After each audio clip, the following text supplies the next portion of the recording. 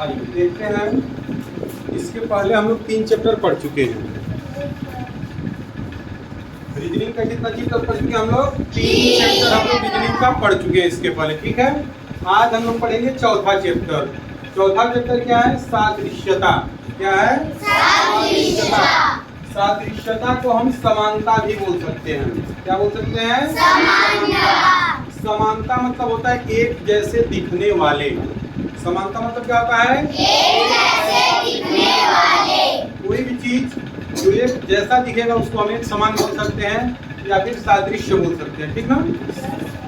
इसमें क्या होता है कि प्रश्न चित्र दिया होता है, तो प्रश्न चित्र में पहले 2 आकृति दिया रहता है, उसके बाद 2 आकृति दिया रहता है।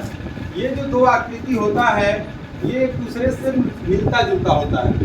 ये क्या होता है? एक दूसरे से मिलता जुलता होता है। और उसके बाद फिर प्रश्न आकृति देता है, उसमें एक आकृति दे देता है और दूसरा आकृति इसी से मिलता जुलता हम लोगों को सेलेक्ट करना होता है। किसके आधार पे? किसके आधार पे? इसके आधार पे। पहले वाले को हम लोग आधार बनाते हैं और इसी के आधार पे इसको देखते हुए यहाँ पे कौन सा चित्र होगा ये हम लोगों को सेलेक्ट करना होता है। तो यहाँ पे उत्तर चित्र दिया हुआ है। क्या दिया है? उत्तर चित्र में ये ए हो गया, ये बी हो गया, ये सी हो गया और ये डी हो गया। 4 ऑप्शन हो गए इसमें, ए बी सी और डी। अब देखते हैं, इसको समझने का प्रयास करते हैं। पहली जो आकृति दी हुई है इसमें तुम लोग देख रहे हो त्रिभुज दिया हुआ है, ट्रायंगल दिया है। त्रिभुज के ऊपर बोला है यानी कि सर्किल दे दिया है, दे दिया सर्कल। ठीक अपोजिट इसके कर दिया अगले वाले आकृति में। इसमें जो है यहाँ पे त्रिभुज को बड़ा बनाया था और यहाँ पे गोला को बड़ा बना दे रहा है और त्रिभुज को उसके नीचे लगा दे रहा है। देख रहे हो ना, यहाँ पे ट्रायंगल बनाया है और उसके ऊपर गोला को लगाया है। यहाँ गोला बना दिया और गोला के नीचे क्या लगा दिया? त्रिभुज। ये बात समझ में आ गई? अब आगे बढ़ते हैं। यहाँ पे भी तुम लोग देखोगे कि त्रिभुज है और उसके ऊपर वर्ग लगा दिया है। ये क्या है? वर्ग। इसको हम बना लेंगे थोड़ा सा और अच्छे से। ये वर्ग है। क्या है? वर्ग है। त्रिभुज है, त्रिभुज के ऊपर तो जो अगली आकृति हमारी बनेगी इसके अकॉर्डिंग, जो यहाँ था वो बड़ा होकर यहाँ पे आ जाएगा और ये जो ट्रायंगल है उसके नीचे चला जाएगा। तो देखेंगे पहला में ऐसा है क्या? नहीं है। दूसरा में ये क्या किया? इस वर्ग को बड़ा कर दिया है और ट्रायंगल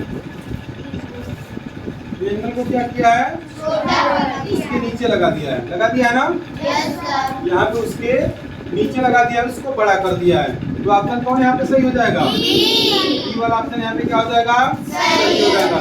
सी वाले में आयत दे दिया और इसमें भी आयत दे दिया है, तो पहले गलत हो गया। यहाँ पे भी लगभग ये आयत नहीं मान लो, इसको ये भी गलत हो गया।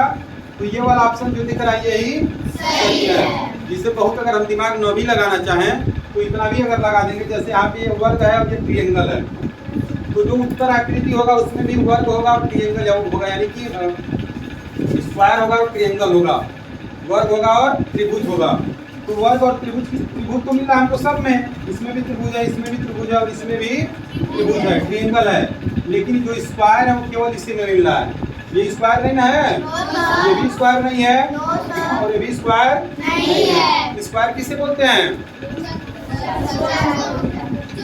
इसकी चारों भुजाएं बराबर होती है उसको स्क्वायर बोला जाता है, और जिसकी आमने सामने की भुजाएं बराबर होती है उसको आयत बोला जाता है। तो बात समझ में आ गई? इसी तरीके से सादृश्यता वाले चैप्टर के सवालों को हम लोग सॉल्व करेंगे। बात सबको समझ में आ गई? तो पूरा चैप्टर आप लोग लगा के और देखेंगे, जो नहीं आएगा वो हमसे पूछेंगे, ठीक है? ठीक।